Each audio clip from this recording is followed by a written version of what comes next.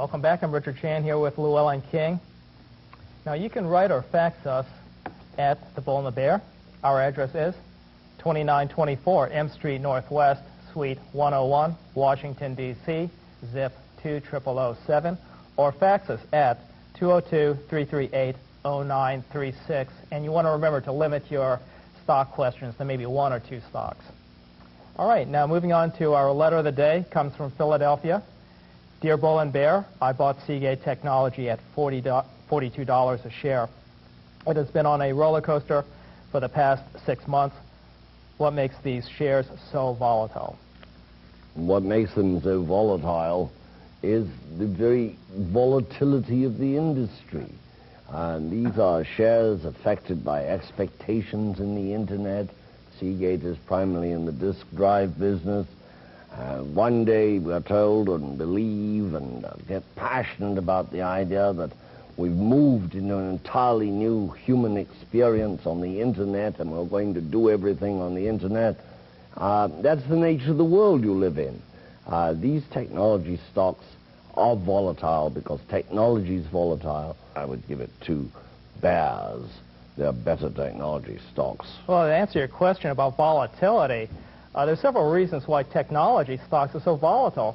First of all, technology stocks tend to be small companies, young companies, companies that utilize what's called leverage, a lot of financial and operating leverage. Financial leverage, by the way, for those of you who don't know, is taking on debt. If you have a lot of debt, whether you make money or not, it makes a big difference in your break-even point. Operational leverage is another thing, and what that means is having a lot of overhead. So same thing there. So the smaller the company is, the more leverage you're going to have, the more volatile it's going to look. The other thing, too, is that a small company doesn't have a broad product line. As we mentioned earlier today about General Electric having 50 different products, everything from light bulbs to locomotives to toasters and things. Some of these small tech companies only have one or two product lines. The biotech, for instance, might have one or two, and if that fails, or if the FDA doesn't approve it, or whatever, I want to drive the volatility from 0 to 100 to back down to 5 or 6. It's jumping all around because it doesn't really have a broad product line. It's the nature of experimentation, but that's why it's exciting.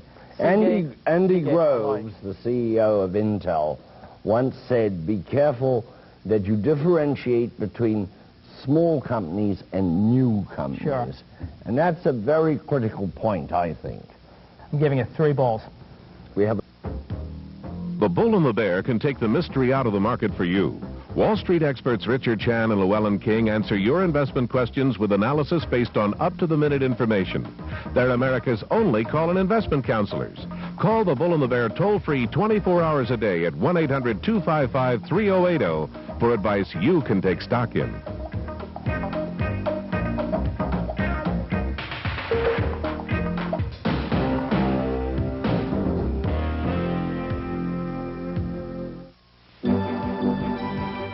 Next, Ken and Daria share their financial expertise on More Money with the Dolans, followed by the